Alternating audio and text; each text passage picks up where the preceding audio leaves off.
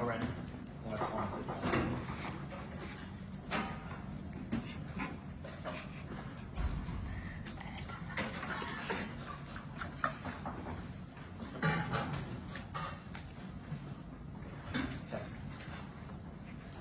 My time of 7 minutes starts now. I strongly affirm that the People's Republic of China should substantially increase its investment in desalination technology.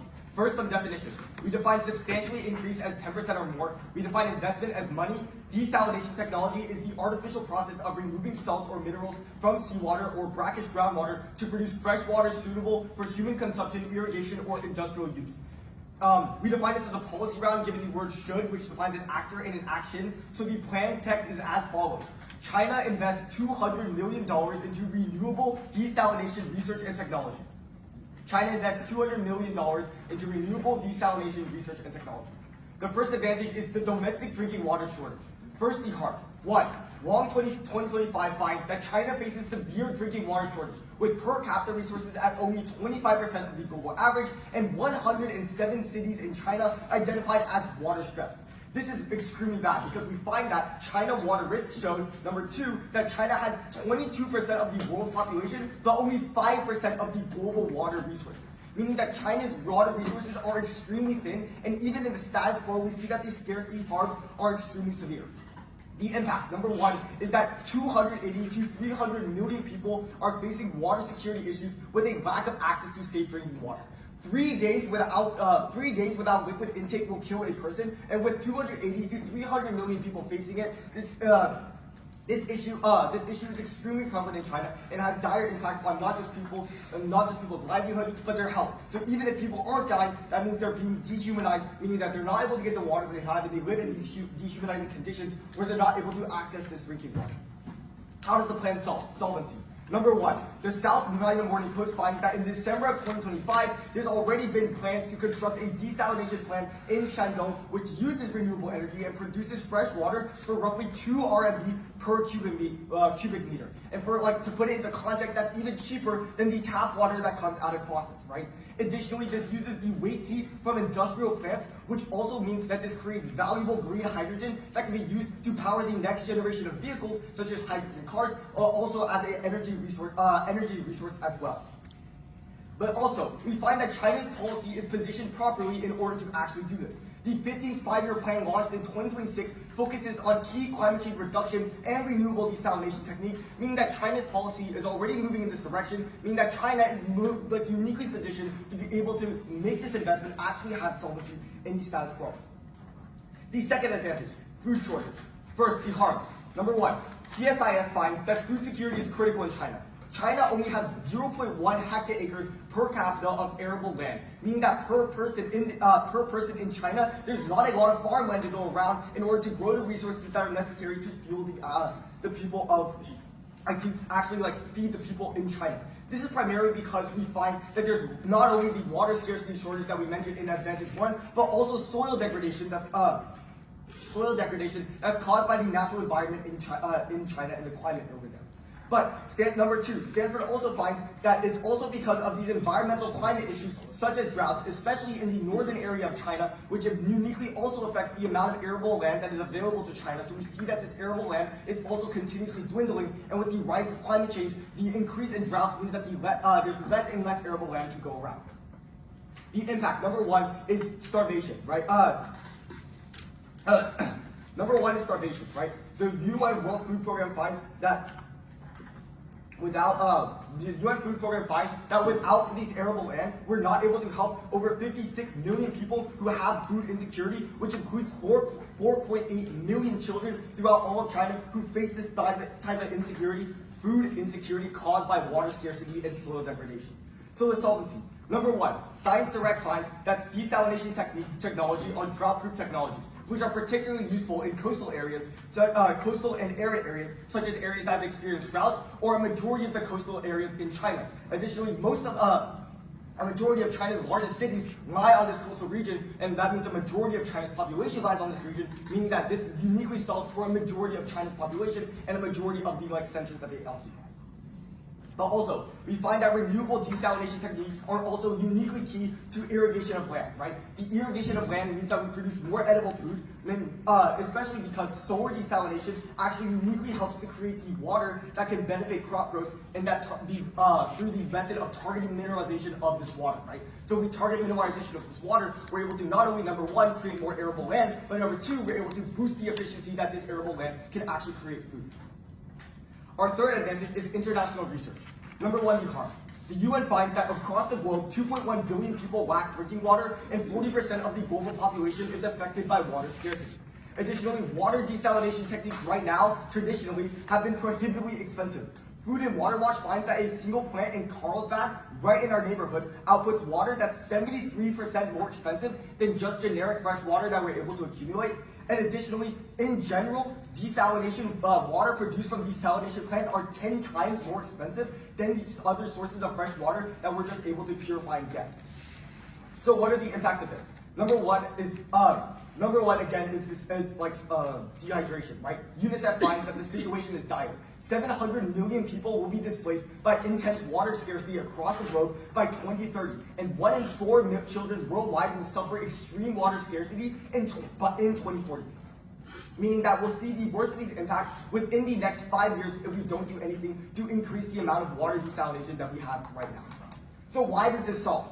Number one is that Chinese research is critical. The American Society of Biochemistry finds that China leads globally in both the volume of academic papers published as well as the high impact influence of these academic papers published. Meaning that Chinese investment into the research not only allows for the academic space to have more research put out into it, but also higher impact research in terms of water desalinity that the global research community can then utilize in their own research and their own development. But number two, research also lowers costs. MIT and Stanford both find that new emerging renewable desalination techniques like analyzing membrane desalination are able to not only lower the cost that it takes for these desalination techniques to operate, it makes them more efficient so they use less energy, but also it improves access to areas that aren't traditionally able to afford these desalination techniques. So for all these reasons, I find no other reason than to vote the affirmative here in the round today. Thank you so much. 2 minutes of flex starting now. Really quickly, if a bunch of soil is degraded, how does implementing desalination fix the soil? Yeah.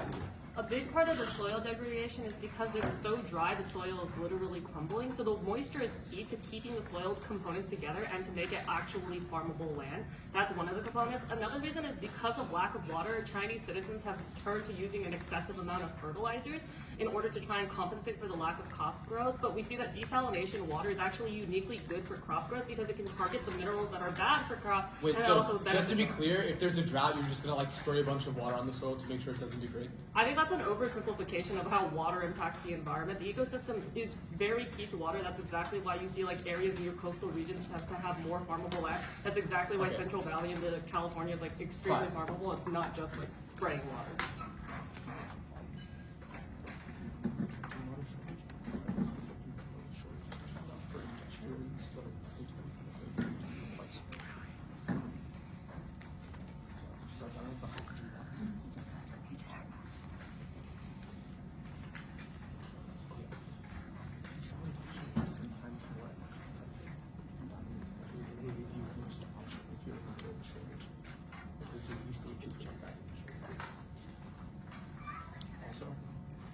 They give you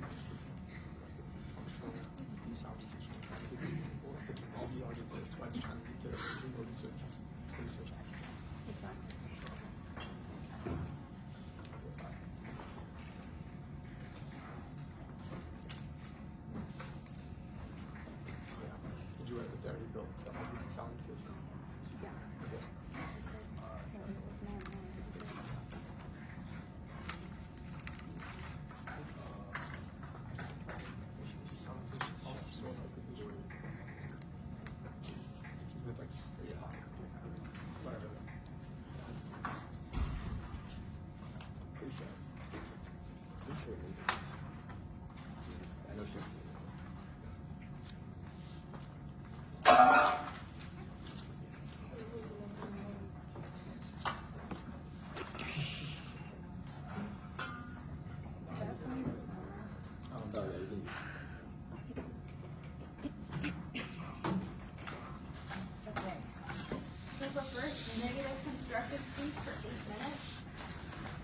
you ready? Okay. Time starts on my next word. I'm proud to negate the resolution that the People's Republic of China should substantially increase its investment in desalination technology. Now we agree to everything top of pace. Let's get into our first disadvantage, which is harm to local ecosystems. The uniqueness here is from Scientific American, which finds that 590 million people in China live near the coast, which is nearly half of its population. And it also finds that people near the coast have a very high population density. And what PMC finds is that the coastline supports major fisheries and coastal industries. It also supports the livelihoods of those living near the coast, as many of these people work in these industries. Now the link here is that New Security Beat finds that these desalination plants produce highly concentrated brine, which is dumped into coastal waters, which one, increases the salinity of the waters, but also decreases the amount of oxygen in the waters. This has a couple of impacts. The first is from Reuters, which just says it's bad for the local ecosystems, namely shellfish and plankton, which are very key species in this ecosystem. And Science Direct finds that these plants use a lot of heavy metals, such as chlorine, which is highly toxicological and poses a lot of risks to the ecosystem. We see that they already suffer massive amounts of pollution around the coastal areas in China and massive amounts of habitat destruction due to the rapid industrialization of the coast and the amount of people living there and using up the resources. But what the UN finds is that this is going to kill off the majority of marine species in the region due to the high salinity and lack of oxygen in the water. This means that multiple marine species will die. They find that there is 142 million cubic meters of brine dumped into the ocean per day, and this leads to foundational species dying, which has the risk of wiping out the entirety of coastal ecosystems. And Science Direct finds that this could destabilize fisheries, the bird population, and the entire ecosystem. And why this is key is that fisheries support 16 million people uniquely in the coastal region of China. So now you have 16 million people who, one, are living in a contaminated environment, but also 16 million people who lack access to the food they need to survive. You now have food insecurity, malnutrition, and increased amount of death. But our second contention here is on energy intensiveness. The NPR finds that China is rapidly shifting towards renewable energy. And what Yale finds is that fossil fuel emissions are dropping. But the DW says that this is only happening because the energy demand is stable. Now, the link here is that when we invest in this water desalination technology, this reverses the shift. We have a stable energy demand, we have investment into clean, renewable energy that's cheap, but the Affirmative says it themselves. This is not cheap, this is very fuel inefficient, and it's not a good way to solve for this. So it's going to flip the demand, and what the World Resources Institute finds is that desalination is 10 times more energy intensive than any other alternative, meaning that this is going to take up way more energy for China, and it's not going to be a good thing for these people who are already food insecure and fuel insecure. There's going to be a huge increase in the power that we'll need because it is going to lead to the usage of more coal, which is used to power these plants. What Science Direct finds is that a lot of these plants are powered by coal in the status quo. And we see that coal-powered desalination plants are the easiest to build in China. So when they invest, they're going to invest heavily into these coal-powered plants, which has a couple of impacts. The first is going to be climate change. What we find is that 1,600 tons of carbon dioxide are released every single day from these coal-powered plants, and when we increase the amount of water desalination technology, this is only going to go up, which is not only very harmful for the environment at large, but is harmful for the people living in these areas with contaminated water and with contaminated air. But the second is just pollution. Britannica finds that coal has is extremely harmful in terms of pollution, exacerbating climate change. And the WHO finds that coal-based emissions already kill around 2 million people in China yearly. So when we invest heavily into this energy that is not fuel efficient, that prioritizes the use of coal, we are going to see more and more people die due to this pollution specifically. But now onto the Affirmative's case. Their first contention is on a domestic drinking water shortage. Now they talk a lot about how there's a shortage here, but they say it themselves. China has already invested in this 5-year plan. And basically what this is from 2025 to 2030, there's going to be lots of investment into desalination technology. If you remember from your NPDA lectures, one of these stock issues is inherency. And the fact that China is already investing heavily into this technology means that the Affirmative is literally doing nothing. They're not investing substantially, and there's no inherent reason you should be voting for their plan due to the fact that China already has a 5-year plan to increase this. We don't need to exacerbate the effects of things like hydrogen and coal pollution when China is already doing that themselves. But we also see that Science Direct finds that specifically when they talk about producing green hydrogen, that this is really bad for the environment. When we use this hydrogen, hydrogen requires a lot of energy to extract, and it doubles the energy impact seen in the region, making it even more energy insecure for the people living in China. But what the IEA finds is that the hydrogen demand right now is really low, and it's not widely used. So we see that this is going to take a lot more energy, which is going to lead to more insecurity down the line. But the second contention they talk about is the food shortage. Now, they talk about how there's a lot of soil degradation. I want you to think about this critically for a second. How is increasing the amount of clean water going to stop the degradation of soil? If the soil is screwed, just putting water back into it is not going to solve anything. Water won't fix the bad soil. But what we tell you specifically in our case is that this food shortage is going to be exacerbated by the effects of this. We tell you specifically in our first contention that the local fisheries and marine industries are going to be uniquely affected by this plant due to the emissions going into the water. And what we tell you is from the UN that 142 cubic meters of brine are released per day, contributing to 16 million people being food insecure and the foundational species of this ecosystem dying out. So any impacts they have about reversing food shortage is literally just going to be exacerbated by the fact that it's literally pushing 16 million people into food insecurity, practically into poverty, and at risk of malnutrition and death. But again, we see an entire link from here through our first contention. Everything they're talking about, drought-proof technology, stopping food insecurity, all of this is just going to get worse due to the fact that we're killing off an entire ecosystem. So you cannot grant them access to any of their impacts here. It literally makes no sense, and it's just going to make everything worse for the people actually living in these coastal regions, which again is over half the population of China. But their last contention is on international research. Now first they talk about how a lot of people lack clean drinking water, and we agree. But we also tell you that the majority of drinking or water shortages is for industrial use. So the reason that we have these shortages is not because we lack access to drinking water, it's because it's being taken away for industrial use. So when we invest into this clean water, where do you think it's going to go? It's going to go into the industries, and the people that actually need the water are not going to be able to drink it.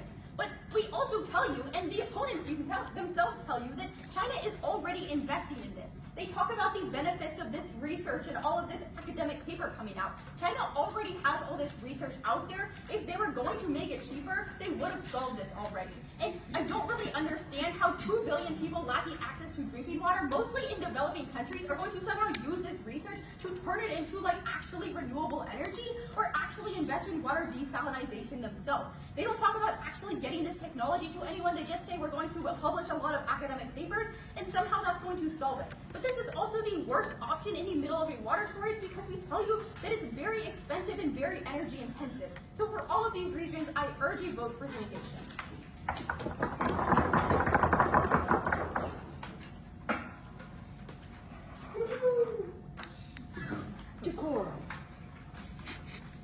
Alright. Ready for cross? Or flex? Sorry. Okay. First, can I, for the first contention when you're talking about the brine and desalination, is that specifically for renewable desalination? Wait, the technology doesn't change just because you add the word renewable at the start of it. Like, you get... So can you explain how the brine is created? Yeah, so you have a bunch of salt water with salt in it. You take out a lot of the fresh water, and what's left over has an even higher salt concentration. Okay, so if it's a renewable method, right? If it's a What does that mean? Wait, okay. If it's a renewable method and we use renewable energy to fund these sources, like through solar desalination, like through reverse, like these other methods, like using the waste heat like we see in Shandong, how are we producing more carbon dioxide, like you say in your, I believe in second DA? Oh yeah. So the only kind of like renewable desalination that exists right now is like this hypothetical thing where you use like nuclear energy, but that basically exists like nowhere. Like, So why is there like a plant in Shandong right now? no, that's a different plant. That's the green hydrogen one, which is a different kind of technology that like still uses. So you don't agree that's renewable? Well, the green hydrogen is technically renewable, but it still consumes energy. Okay. Does solar desalination exist? Yes or no? I don't know. It's not cheap to invest in. Okay. I mean, I'm sure there's all So- kinds of I have desalination. another question. So how is China currently getting water? Because they only have like 6% access. They have 22% population. So what are they currently doing to get water? Most of the fresh water in the world is in like the glaciers, so no one has access to that, first of all. But number two, the vast majority of China's water is through like freshwater resources that already exist in the environment. But on top of that, in the past 10 years, they've already quadrupled the amount of desalination they have. So if anything, they've already built everything that they need to build. But that doesn't answer my question. So how do they make up the deficit? They just let people die? Is that what you're saying? Well, most of the shortages are in industrial water usage. All the civilians have most of the water they need. But on top of that, the majority of China's water doesn't come from desalination. The desalination that they need to build, they're already building right now, which is why it's quadrupled in the last 10 years.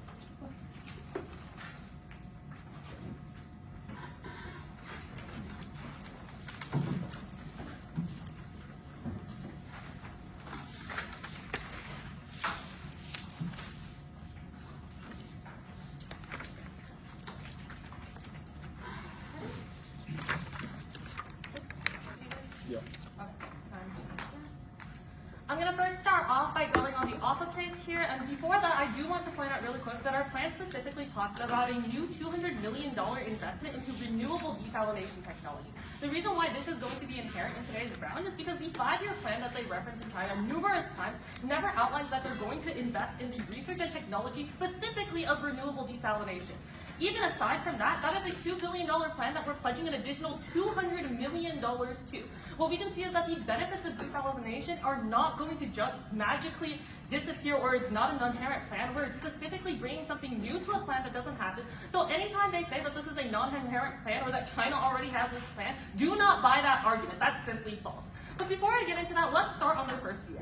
The first DA that they have here is harm to ecosystems, and the big fault and problem with this disadvantage is it doesn't acknowledge where China gets its water right now. Yes, they get it from other countries. And what they fail to acknowledge is that the way they transport that water to China emits more harm to those ecosystems. We're talking about massive ships that have oil leaks, that have oil supplies, that have oil fuel, and those harms ultimately mean that we not only see the coastal areas of China being affected, but globally we're being affected. Additionally, that water shortage doesn't magically disappear. The demand doesn't disappear. The harm that they're talking to the ecosystems are not coming because of these desalination plants, but because of the fact that these people are starving. China's population continues to have numerous amounts of local indigenous areas, specifically in lower income communities, additionally in these coastal areas that don't have access to food. That is why the coastal ecosystem continues to suffer. So what do we do to solve that? Provide more arable, farmable land so that these individuals have access to food that they can eat without harming the marine life. So even if you're buying this idea that we're going to have the brine and we're going to have the oxygen, we see that what is happening in the status quo for us to import water from foreign countries, which are often across the sea, which often require oils and boats to transport to us, is going to be a net neutral at best, but in reality we're going to benefit those populations by providing a renewable source of water and food that they can continue to use and live off of. Additionally, they ignore the fact that these ecosystems are also harmed by the lack of food. The fact that this land is arable does not just affect the humans in China, but also the animals in China. China has seen a significant decline in its ecosystem and its populations, not just in coastal cities, because those animals equally cannot get food because the water condition is bad, the land condition is not farmable, and the plants that these animals need are also unsurvivable. Desalination not only just benefits the humans, but also the ecosystems that they talk about. So we want to truly help the millions of individuals that are killed and the individuals who are currently starving. It is through desalination that China will be able to do this. But then let's go to their second contention, where they talk about energy intensiveness. One of the things they talk about right now is that energy is currently stable. However, this point contradicts any single time they say that China is going to do this in the status quo. If the energy level right now is stable, then they should be saying that the 2025 plan to invest is also bad. But what they don't acknowledge is that the energy output changes. China has substantially seen an increase in energy output. In fact, in the last year, China had a 33% increase in energy in renewable energy. What that means is the energy level is going to increase, and it's also going to be able to meet these desalination plants that are going to be created, meaning that demand is not going to flip, but energy is going to be meeting it. What we see is we're going to have a more efficient energy output because taking this energy from these desalination plants and using it for these desalination plants mean that we not only only get the benefits of the food, but also the green hydrogen that I will elaborate more on. What you're meaning is essentially you're getting more bang for your buck. The energy you're using is going to have more outputs that are going to be more beneficial that help the population of China and also international. Additionally, you talk about this idea how it uses more coal. That is their whole link scenario about how it's bad for China because it uses and powered by coal.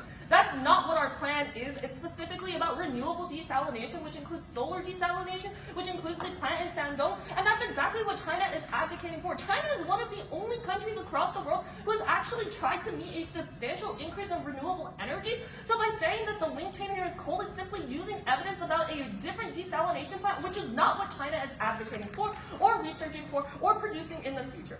Ultimately, when we look at the impacts about climate change, desalination solves this because it means that we don't have to mine the glaciers, as my opponent aptly points out. We don't have to access these freshwater resources from other countries. We don't have to import water from across the ocean, meaning that climate change is better when we have desalination plants that properly meet the demand that Chinese citizens have.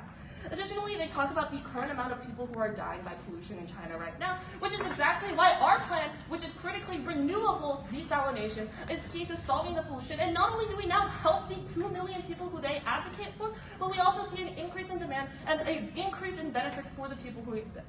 But now on to their responses to our case. The first thing that they talk about on our water shortage is that how they have already invested it. Remember what I said, our plan is completely unique. It's specifically advocating for an additional amount of money, and we see that this is going to be substantially better. Additionally, when they talk about the desalination plant, they misunderstand this green hydrogen. It is ultimately, fundamentally, still a desalination plant. What it does is it takes nuclear waste, it takes waste that nothing else can use, and then turns it into drinkable water. In fact, that project has been so successful that the water is cheaper than tap water. That goes unresponded, which means that we're providing a critically cheap source of water for these individuals. Additionally, they're renewable in the fact that the green hydrogen produced by the plant can then go back to help that plant. It's an infinite source of cheaper water that is not only better for them because it's cleaner, but it also has more access. Specifically, Shandong is not a coastal city, which means that we're still able to provide this desalination across the whole entire country of China. But then let's look at their responses for food shortage. The first thing they say is, how is it going to stop soil degradation? The key issue is they ignore how does soil degradation happen. It's because of droughts. Why is soil crumbly? If you ever go into the ground and you touch crumbly soil, what do you find about it? It's dry. This is exactly why areas that have access to water, area that has consistent water supply, such as Central Valley in California, has stronger and more farmable oil. The soil degradation is solved by creating more water that then can irrigate those farmlands and then create more supplies. This is exactly why the food shortage is going to stop. Additionally, they try and say how the food shortage is going to be exacerbated because of fisheries, but once again, that's not the type of plants that we are advocating for. And additionally, this doesn't solve for the fact that people have 0.1 hectare per capita for available land. For context, that literally means every single one of your individual foods that you have access to in California is going to be cut by a 10th. That's how little land China currently has for food. California, by itself, has more land in order to produce this food. And that's why China is so intensive on importing all of these foods, because they don't have access to this food. Ultimately, what we see is food shortage is going to be solved by having more arable land. We're going to solve the drought, because this technology is uniquely good in drought-ridden conditions. Now on to our third contention. They talk about how they don't understand because it already happens. But what they fail to understand is the current research doesn't have renewable energy. We're investing in a specific new type of desalination. We're creating this investment for it, and that spreads globally. We have those plants that can be created in San Diego. It can be in China. It could be in Europe. All of these things would help the international effort to provide clean water for people across the globe. Additionally, we make it cheaper because we create new technology. The reason why all this technology becomes cheaper is because of inventions, because of research, and China, as a leader in renewable energy, is uniquely positioned to do so.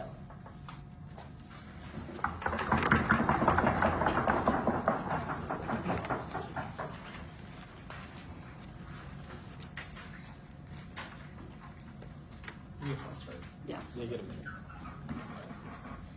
Time started.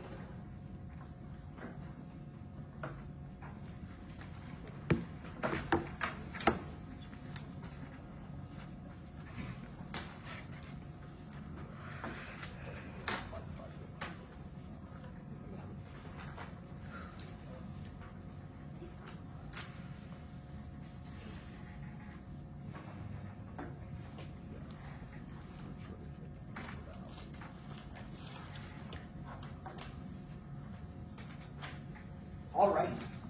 The order is going to be our arguments and then their arguments. So, is anyone not ready? Are you ready now, AJ? Are you sure I can do more time? You're good. I am proud to negate the resolution that the People's Republic of China should substantially increase investment in desalination technology. Let's start off by defending the arguments that my partner just gave in her last speech.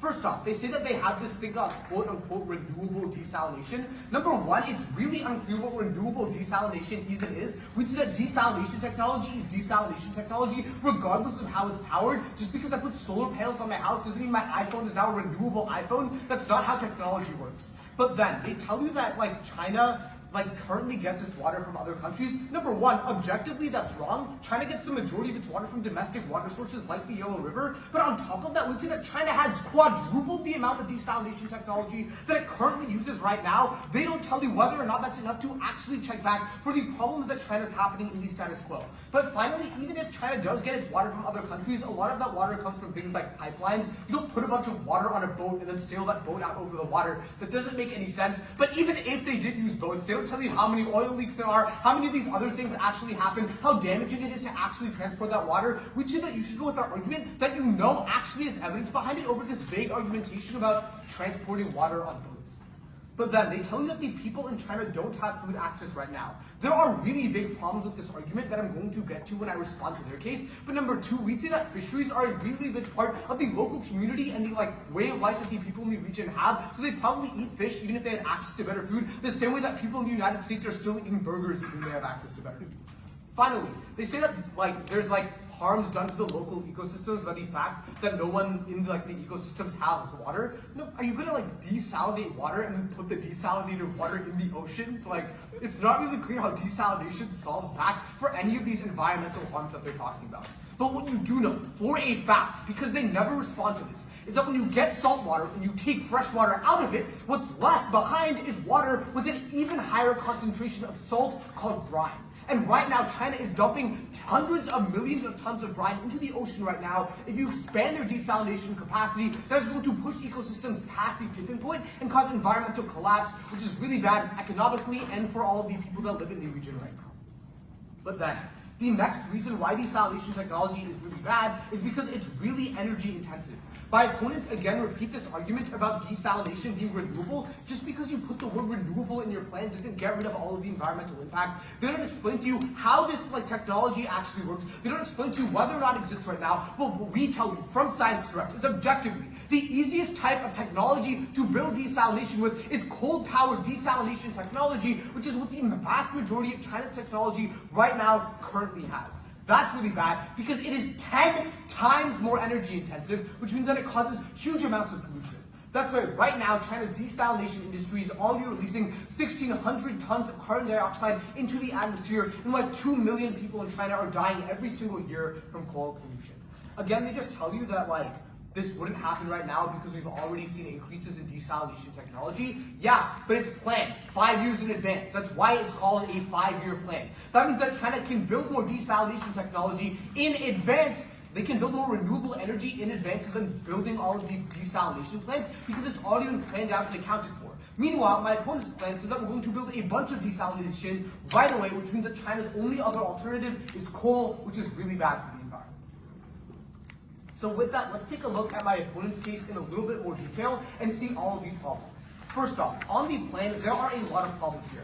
First, they say that China is going to allocate a bunch of money towards building desalination technology, but they don't tell you how much desalination will be built, how much more water there will be, whether or not it will be even close to enough to check back against all of China's problems. You just don't know what's happening here. Then they say there's going to be research, but they don't tell you how effective this research is, whether or not something is actually being close to being developed, or whether or not there's actually any possibility of any of this happening right now. But finally, they just say that all of this technology is going to be renewable. You can't just pull renewable technology out of thin air. What we tell you is that desalination technology is 10 times more energy intensive than any other kind of getting water, because you can't just magically make it renewable. The job is on them to explain what actually makes this desalination technology genuinely renewable.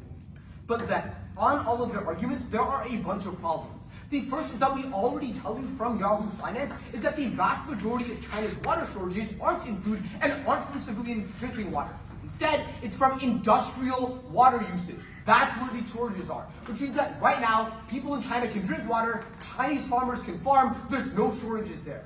But on top of that, remember, all desalination technology produces brine.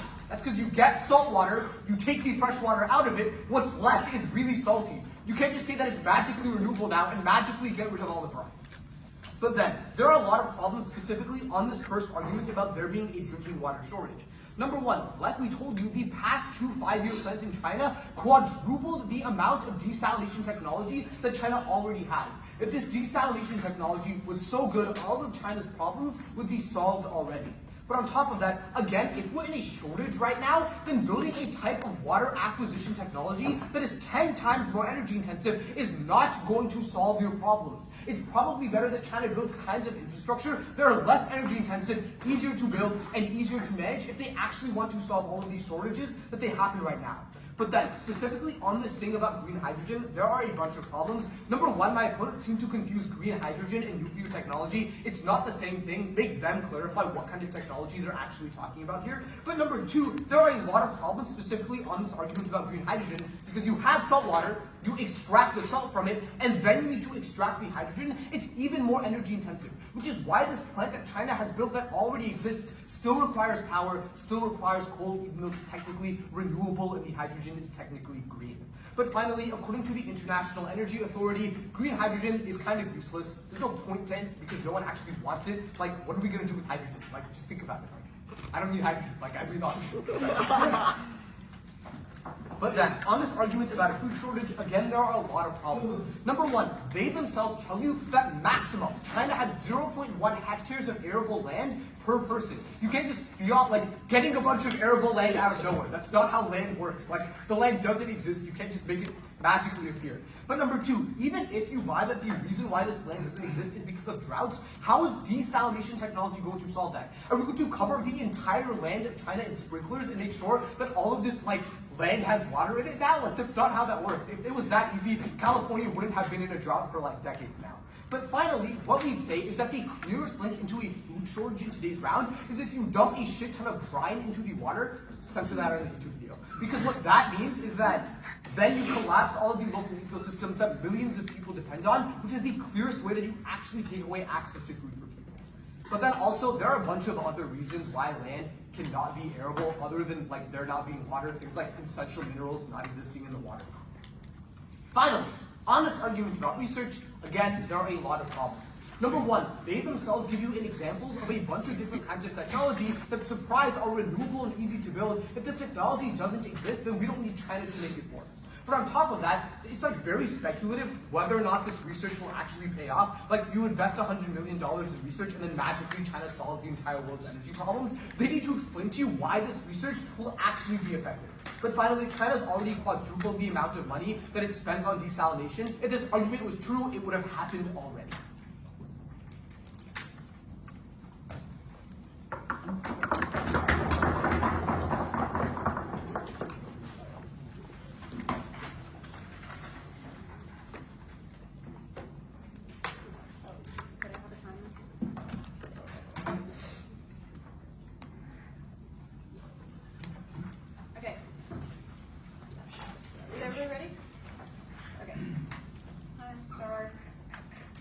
I'm still proud to negate. First off, let's get into some voters. Let's start on why my opponents are not winning today. The first reason is that they don't solve. Now, firstly, let's talk about even if this energy is renewable. We tell you that the easiest and cheapest way to do this is with coal. We tell you that hydrogen is very expensive and very energy intensive. In fact, it's 10 times more energy intensive than any other alternative. We tell you that desalination already produces 1,600 tons of CO2 and that 2 million people die as a result of this in China every single year. So even if this is renewable, it doesn't solve for the fact that these desalination plants still produce a massive amount of brine that is pushed into the water, which is harming local ecosystems and degrading the food supply and the local fisheries. But The second reason they don't solve is the fact that they just can't magically conjure up more land to grow this food on. They literally tell you that China has a very low amount of farmland per capita. They can't just make more farmland out of nowhere, especially at the rate that China's population is developing. And we tell you already that most of this water shortage is industrial. The reason China is in a drought isn't because they haven't invested in desalination technology, it's because of how fast they industrialize. So one, they cannot solve for the food shortage because they can't magically solve for more farmland to feed the 1 billion people that live there. But two, we tell you that it's going to make it even worse because 60 million people are dependent on the coastal ecosystems and 580 million people live there, pushing them into poverty, disease, malnutrition, and even resulting in death. But the last reason it won't solve is because you can't just solve for this research they talk about in their third contention. There is literally no spillover here. Now, they give you this stat that 1.2 billion people lack clean drinking water and that all of these people are going to be helped with this plan because China is going to publish more academic papers. I'm going to tell you right now, China can publish 2 billion academic papers. It is never going to give people in developing nations the access to this technology. That's not how it works. You cannot just tell a developing nation, hey, read this research paper, and then this technology is just going to magically appear. That's just not how it works. So every single advantage on my opponent's case is gone today. But the next reason you can vote for the negation today is our turn on their second advantage about the food shortage. Now we tell you that this green hydrogen they talk about is way more energy intensive and has a lot higher of a cost. We also tell you once again that this is not civilian water that's impacted, this is industrial water. So the only impact to this food shortage is going to be the ecosystem collapsing because of the amount of brine that we're pushing into the water supply, which is killing these keystone species, which is leading to this environmental damage. So you can flow this turn straight through, they never respond to it. All they say is it's not going to be as bad as you think it is and it's a wash. No, it's not a wash. 16 million people are going to be dead when this plan passes. But the last reason you can feel comfortable voting for the negation is on our first contention about coastal ecosystems. We tell you that even with this renewable energy, which the affirmative can't even tell you what this really is, renewable desalination technology still produces brine. My opponent or my partner outlines this very clearly in their last speech.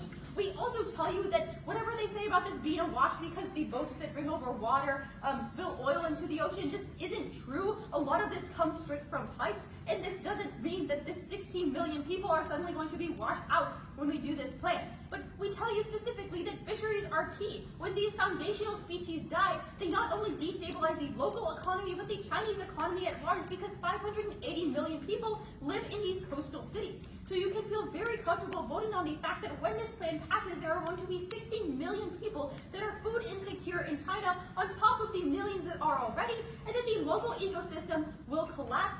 And for all of these reasons, I'm super proud to negate. Sorry, I'm sorry. Okay. When did that affect? Now?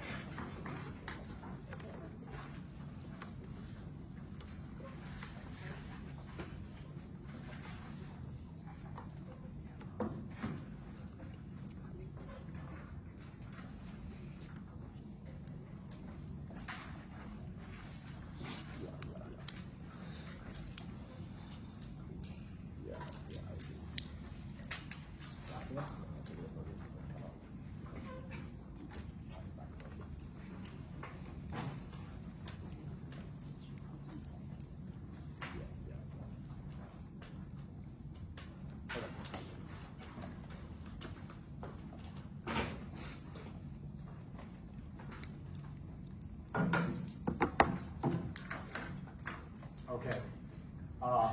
I'm going to start off with answering their voters, and then I'm going to go on to my own voters, and that'll be my whole speech. All right. Is anybody not ready? Cool. My time of 5 minutes starts now. On their first vote, when they tell you that we don't solve, this is the most incorrect fact in this round that you could possibly do. Number one, we tell you how there are not only empirical examples like we see with the Shandong power plant that uses green hydrogen that is positioned inland, meaning that not only do these coastal areas are able to get like benefits because it's next to the coast, but also these inland areas which use this like water from these rivers are actually able to see these impacts in the real world today, meaning that we do see actual impacts coming out like these renewable desalination techniques that use things like green hydrogen. As well, we also see that things like they completely ignore my sources on my first contention, talking about how like areas like colleges like MIT, like Stanford, all are investing in these all investing in these renewable energy sources that are continuing to bring down costs and improve accessibility across the world. If that doesn't tell you solve, I really don't know what does. Now, they're going to tell you a lot, they tell you a lot about how it does, like, you know, they do with coal right now and produces CO2. Again, they completely miss the fact on what renewable desalination is. We tell you, in Flex, in our own speeches, that renewable desalination does not, uses renewable energies to power the desalination process and actually make it clean. We don't produce the CO2 that they talk about. We don't produce the excess runoff and the pollution that they talk about. All these different things are not harm that are applicable to our plan, right? Our plan specifically funds these renewable programs that they're ideal it's just completely missed. But now, they also talk about how China can't just conjure up more land and that how we can't solve that for the research that we're talking about. Number one, on this entire land point, right? So if the domestic water crisis is if they could just take it from the rivers and then everything would be okay, then there's no reason why there would be no water shortage if the domestic water area was so good, right? It's called the Yellow River because it's so dirty that you literally can't. It looks like it's yellow. That's why it's called the Yellow River, right? If China's already dumping into these brine into these ecosystems, how did these ecosystems continue to exist, right? All these no solvency arguments are at best defensive arguments, and you can completely ignore them on the floor. But additionally, the last thing that I'll talk about later is how they say we can't solve that for the research they talk about, but then they completely draw that we show that the research that other countries do and global efforts to actually have this research done uniquely lowers the cost of barrier to entry. These traditional techniques that are traditionally expensive are able to get far cheaper, meaning that these countries who don't usually have the resources to do them are able to do them now because of their lower barriers to entry. But now, let's go on to our own voters. Our first voter here is going to be magnitude, right? If you look at their own case, the only stat that they're able to tell you about people that are affected are these 16 million people in China that are live by the coast, right? Number one, we've already articulated over and over again how these coastal ecosystems, if they're already dumping 142 million billion cubic meters of brine every day, how are these coastal ecosystems not dead? Why don't we see these 16 million people actively dying every single day, right? But what we tell you is that the entirety of China faces a food crisis, not just these coastal cities, but these inland areas where they're not able to farm, right? They're going to tell you that this, how are they going to get more land? How are we going to farm, right? You use this water, you use the clean water, you make the arable land more arable again through multiple different techniques, such as the mineral targeting that we talk about, such as just the addition of less dry land and the ability for these desalination techniques to be drought-proof. All these methods are able to solve that not only on these coastal cities, but also these inland cities, which are uniquely facing this food shortage across China, right? So just on magnitude, we're winning, right? But then we also address the global scale, right? When we talk about the global scale, we're talking about the impact that specifically the People's Republic of China is able to bring to the global scale.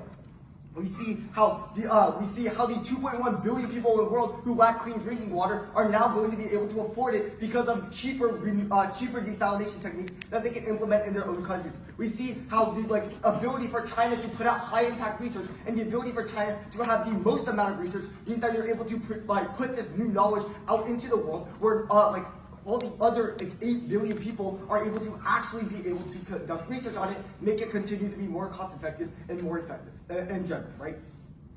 So at the end of the day, you can easily vote on the magnitude of just how much we solve, as well as the probability of how much we're going to solve, because of not only the way that we're going to get the research from it, but because we already see empirical examples of this happening in the status quo today. And for all these reasons, I see no other reason but to vote for you.